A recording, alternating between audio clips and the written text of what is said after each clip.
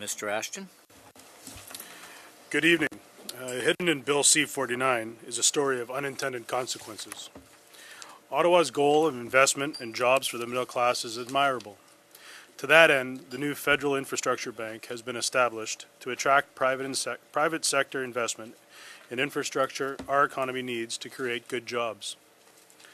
But Ottawa's intervention here could have exactly the opposite effect in BC's maritime industry. The aspect of Bill C-49 I would like to discuss this evening has rarely been addressed during your proceedings.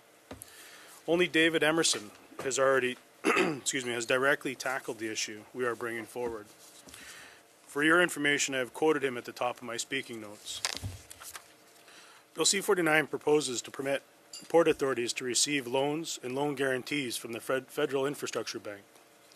We submit opening infrastructure bank funds to port authorities is wholly inappropriate.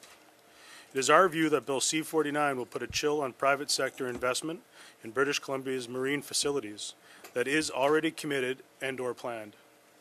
The infrastructure bank is intended to spark private investment where little or none exists. Such is not the case in BC. Our marine sector is booming, fueled largely by private sector cash. An infusion of infrastructure bank tax dollars could actually threaten that. Let me give you a specific example. The Vancouver Fraser Port Authority has plans to build a giant new marine terminal at Roberts Bank. It is known as T2. It will cost at least $2 billion, maybe even more. It will involve the construction of an island in an environmentally sensitive area that has come under the fire from both community and environmental organizations such as APE and BC Nature. It is also right beside the existing Delta Port terminals, which is operated by Global Container Terminals. GCT is in the middle of a $300 million expansion and is prepared to sink more than $800 million more to expand the facility's capacity. We are concerned that funneling tax dollars through the infrastructure bank into the Vancouver Fraser Port Authority will be like throwing a cold, wet blanket on this private sector activity. There are many people who believe that GCT expansion is a better, more prudent plan that will make Canada's Pacific Gateway more competitive. Yet, this project could go up in smoke unless Bill C-49 is changed.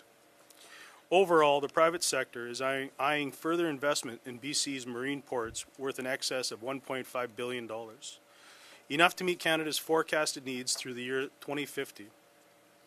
These plans could be upended if the Vancouver Fraser Port Authority is permitted to unfairly compete, funded by the taxpayer. Stimulating jobs is a big part of the Infrastructure Bank's mandate as well, but the Port Authority plan for Roberts Bank is to build a highly automated operation. If Ottawa invests in this project through the bank, it would, in effect, be investing tax dollars to destroy jobs, not create them. Fewer good jobs for middle-class British Columbians means reduced tax revenue for Ottawa and the communities in which we live. Automation is a fact of life, but we should be smart about managing its negative effects on people and communities while harnessing the benefits of it. Just last week, Minister Garneau announced a major review to modernize port authorities. The first time this has been done in 20 years.